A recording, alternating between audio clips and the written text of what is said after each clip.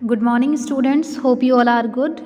Today we are going to read the chapter number 10 of your English literature book on page number 127. That is, It Couldn't Be Done. Okay.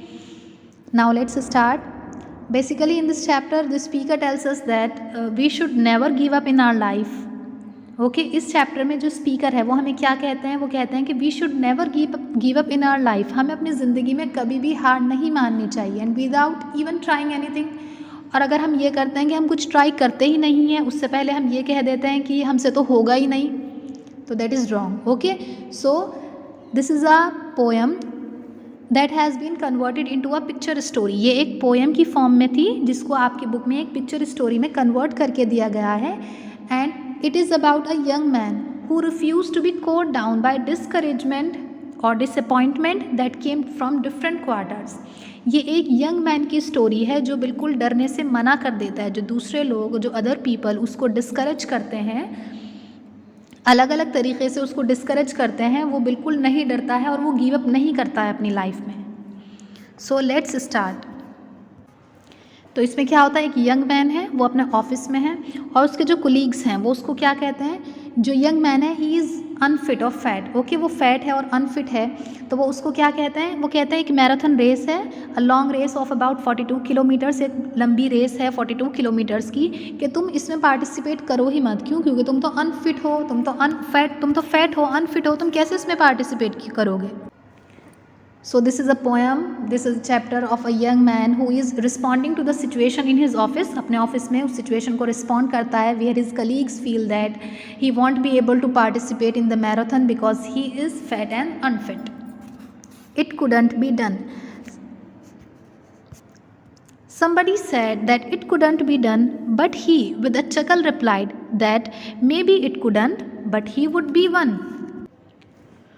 तो किसी ने उससे क्या कहा था कि ये नहीं हो सकता है कि तुम मैराथन में पार्टिसिपेट कर ही नहीं सकते हो, क्या करोगे, तुमने जीतना तो है नहीं, तो तुम क्यों पार्टिसिपेट कर रहे हो. बट वो क्या करता है young man, but he with a chuckle replied. Chuckle means laugh quietly. वो क्या करता है कि हल्के से हंसकर वो क्या जवाब देता है, मे बी इट कुडंट, हो सकता है कि ना जीतूँ मैं, लेकिन but he would be one, लेकिन वो उनमें से ज़रूर होगा जो पार्टिसिपेट करते हैं. ऐसा नहीं होगा कि वो पार्टिसिपेट करे ही ना और उससे पहले ही कह दे कि मुझसे नहीं होगा ये work.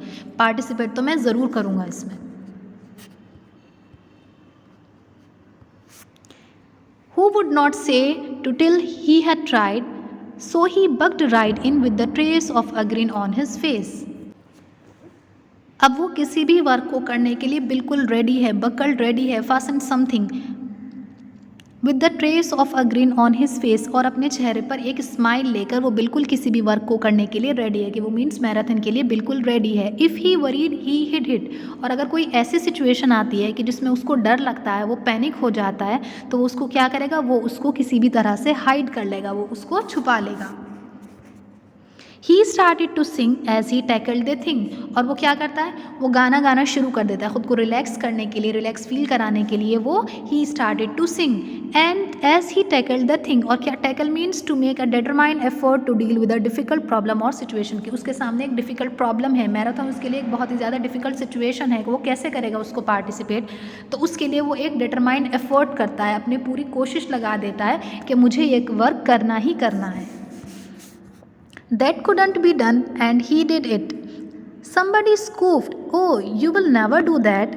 At least no one ever has done it. But he took off his coat and he took off his hat. That couldn't be done and he did it. जो काम नहीं हो सकता था वो उसने कर दिया. एटलीस्ट उसने ट्राई तो किया है, उसने पार्टिसिपेट किया तो है उसके अंदर. Somebody scoffed, किसी ने उसको टॉन्ट किया था, एक बहुत ही तंज लहजे में उसको कहा था, oh you will never do that, कि तुम इस काम को नहीं कर सकोगे, तुमसे नहीं हो पाएगा.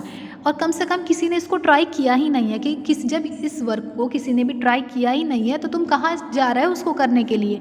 But he took off his coat and he took off his hat, लेकिन उसने क्या किया, उसने अपना कोट उतार दिया, उसने अपना हैट उतार दिया, कि मीन्स वो बिल्कुल रेडी है अपनी मैराथन के लिए. वो अपनी जो उसकी रियल लाइफ में जितनी भी प्रॉब्लम्स है उन सब चीज़ों को फेस करने के लिए वो बिल्कुल रेडी है.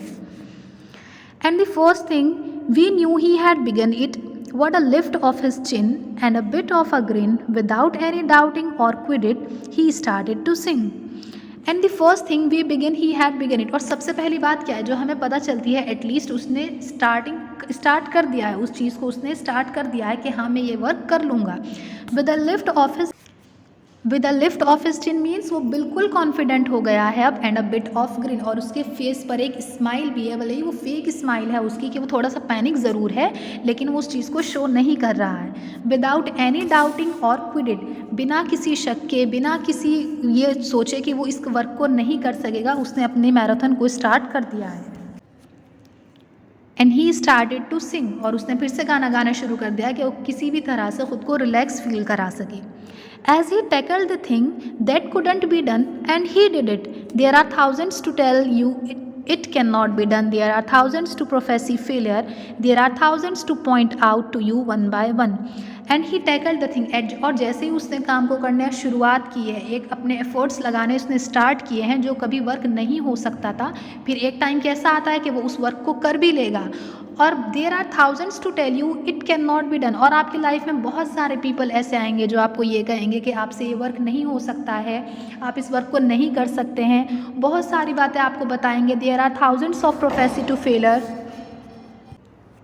वो आपको बहुत सारी बातें ऐसे भी बताएंगे। Prophecy means to say what will happen in the future, के आने वाले टाइम में, फ्यूचर में ऐसा नहीं हो सकेगा। वो बहुत सारी बातें आपको ऐसी बताएंगे, और वो क्या करेंगे, वो वन बाय वन आपको पॉइंट आउट करेंगे, एक एक करके आपको पकड़ेंगे। अब एक आएगा पर्सन आपको कहेगा, फिर दूसरा पर्सन आएगा, इस तरह से वो आपको क्या करेंगे, डिस्करेज करेंगे, वो आपके कॉन्फिडेंस लेवल को लो करेंगे कि आप इस वर्क को नहीं कर सकते हो। The dangers that wait to assail you, but just buckle in with a bit of a grin, just take off your coat and go for it and go to it. अब क्या कहते हैं, the dangers that wait to assail you, assail means attack something violently either physical or with words। अब क्या करेंगे, वो आपको बहुत सारे डेंजर्स के बारे में बताएंगे, वो आपको फिजिकली टॉर्चर करेंगे, वो आपको मेंटली डिस्टर्ब करेंगे कि नहीं आप ये वर्क नहीं कर सकते हैं, you can do it, but just buckle in with a bit of grin। लेकिन आपको क्या करना है, आपको अपने फेस पे स्माइल लेनी है, थोड़ी सा आपको कॉन्फिडेंस दिखाना है, एक फेक स्माइल ही लेनी है, और आपको उस वर्क को करना है। Just take off your coat and go to it, just start in to sing as you tackle the thing that can not be done and you will do it. और अगर आप खुद को पैनिक फील करते हैं तो आपको क्या करना है, जस्ट स्टार्ट टू सिंग, सिर्फ आपको गाना गाना शुरू करना है, and do your work that can not be done, और जो कभी पहले नहीं हो सकता था आपको वो वर्क स्टार्ट करना है, and at the last you will do it, और आप उस काम को कर जाएंगे। जैसे लास्ट में जो यंग मैन है वो मैराथन रेस को जीत जाता है, फिनिश हो जाती है उसकी यहाँ पर। Now these are the question answers, you have to do these question answers in your notebook, and there is a activity work. What is your biggest fear? How do you overcome it? Write it in just 50 words. आपका biggest fear क्या है, सबसे बड़ा डर क्या है आपका, जिससे आपको सबसे ज़्यादा डर लगता है, and how do you overcome it, और आप उससे कैसे जीतते हैं। Right it in just 50 words. इसका आंसर आपको सिर्फ ओनली 50 वर्ड्स में लिखना है, biggest fear and how do you overcome it. Clear? Now this is your poem it couldn't be done. I hope you understood the video.